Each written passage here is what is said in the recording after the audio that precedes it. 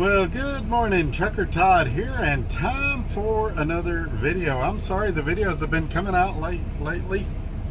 I've been having horrible upload times where videos are taking 8 to 12 hours to upload. So I'm not sure when you're seeing this video. And this is one I haven't wanted to make. I've been considering it for several months. But we got to talk about ATBS, American Tax Business Services, the largest accounting company in the country for truck drivers. I'm not going to make this video a video where I bash them, but I'm going to tell you the good and bad about them. And if you guys have anybody that you suggest that's better than ATBS, I would really like to know. This is one of those opportunities where you can help me. I'm going to be leaving them at the end of this year without a doubt. But without further ado, we're going to fire up the music, and I'm going to tell you the good and bad about them and why I'm leaving them. You guys give me a thumbs up. Share this video on your social media platforms. All those good things. Subscribe. Look down in the comments below. You know the routine. Look at the description, all that good stuff. I don't want to go through it today. I've been super busy. Let's fire up the music, and here we go. And this is why I do this, why I'm out here, why I keep that hammer down. Flying by these road signs with home on my mind, with these wheels turning round. For my family and for my kids, for this life I wanna live. And this is why I do this.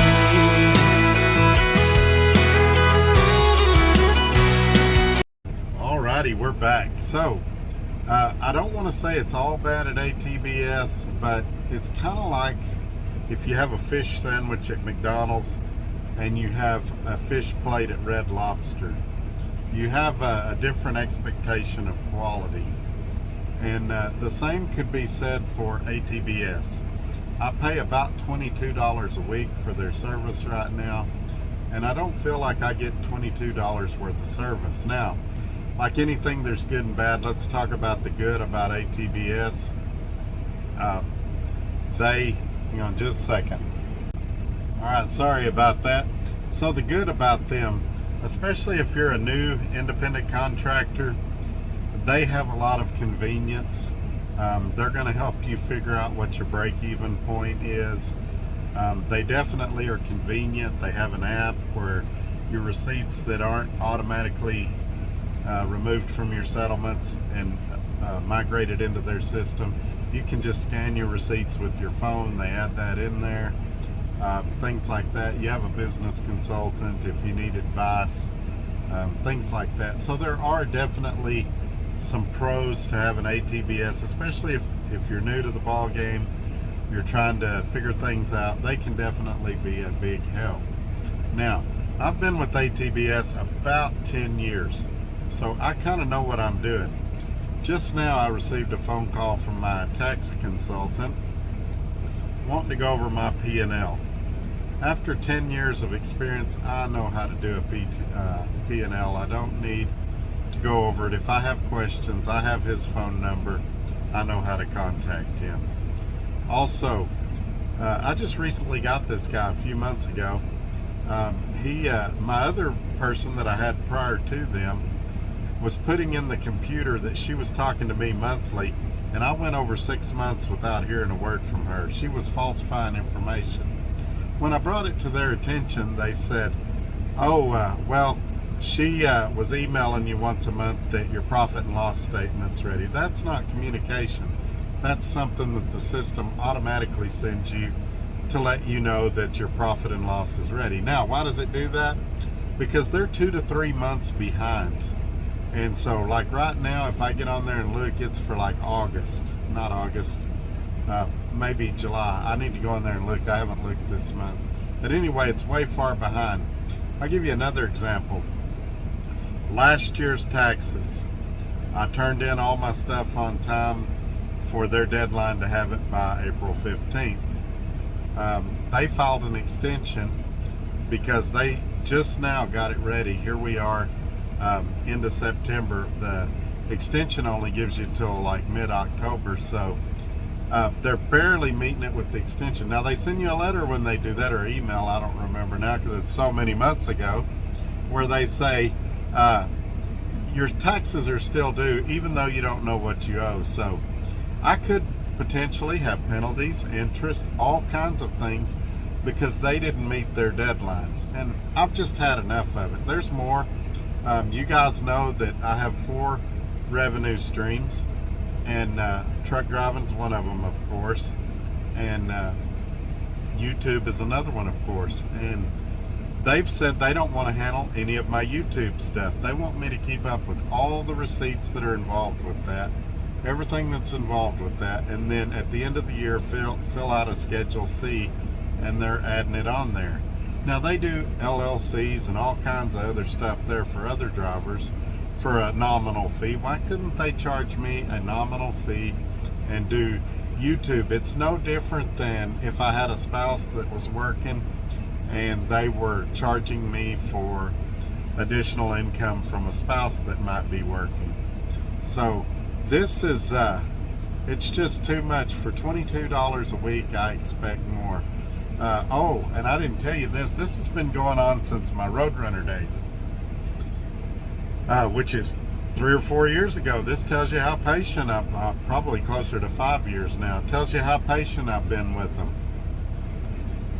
I had my own fuel card like I do now. If you guys hadn't seen that video, check it out.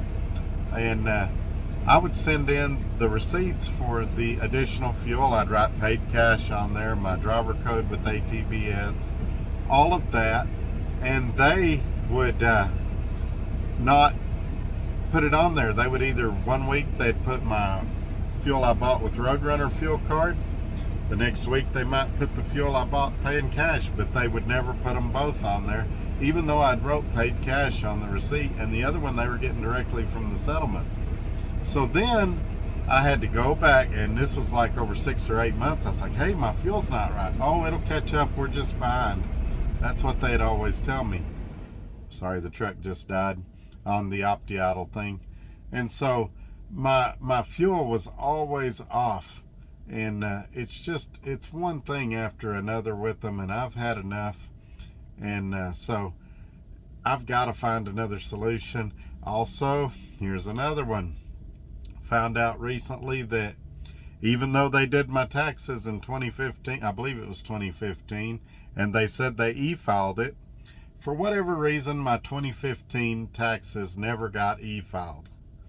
I contacted the guy that was supposed to have done it, and he's not returning my phone calls. I've left him several emails. I've mentioned it to other people in the company, and they just kind of sidestep it. Oh, I'm sure he'll get back with you. Well, this is 2022, so that's 7 years ago. I'm wondering when he's going to get back to me. But anyway, just things like that. I've had enough. You know, if this all goes south, it's not them that gets in trouble with the Internal Revenue Service. It's me. And I know I'm going to get some of you naysayers on there that's going to say, oh, they wouldn't do that. Oh, you're making a big deal out of nothing. But I take this stuff very seriously, and I expect them to do what I've hired them to do. And if they can't do it, the country's full of accountants, and I just need to find another one, even if it means that I've got to do a little more legwork. Maybe they won't migrate my information off my settlements. Maybe I'll have to email them my settlements every week or something like that. Or maybe I'll have to buy software and do it myself. But something's got to change. Here's another thing. When I got to Swift, when you get to Swift, you sign a contract for ATBS. If you want them, it's optional. And then they settlement deduct the $22 a week. Swift sends that over to ATBS, and ATBS sets you up.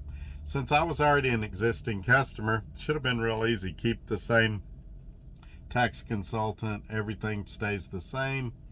But they didn't do it. After 9 weeks, somebody calls me trying to telemarket me ATBS. I said, well, I've had you guys for like 10 years.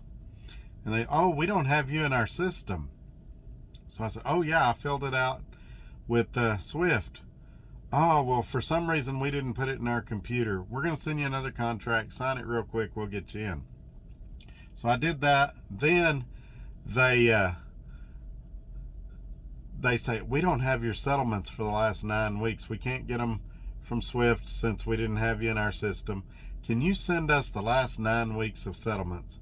So then I'm on a load. I've got to pull over. They're needing it right then. Got to have it now is what they tell me. I send them 9 settlements. All right, 2 months later, or not 2 months, maybe a month later, 6 weeks later, they contact me and they're like, did you just start at Swift? I'm like, no, I've been here 3 months. And they're like, well, we don't have any of your settlements. I said, well, I sent it to this guy. And they go in there and look and they're like, oh yeah, we never entered it. We'll do it now. I swear to you, it's like Mo, Larry, and Curly worked there. It's data entry is horrible. And I'm begging you guys, if you guys know of a better alternative, please let me know. I'm sure somebody's going to show them this video and they may drop me. Ideally, I'd like to keep them till the end of the year, but it's just terrible at ATBS. And after you get a year or two experience, I recommend going anywhere else for your tax services, unless you want to have problems with the IRS. Anyway, you guys know I'm generally positive. I hate to make negative videos like this, but there's too many people on the ATBS bandwagon that shouldn't be. I know they probably incentivize those guys or something, but I always promise to tell you guys the truth, and that's what I'm doing here right now. So you guys have a great day. We'll see you on Monday. Y'all have fun. Be safe. Bye-bye.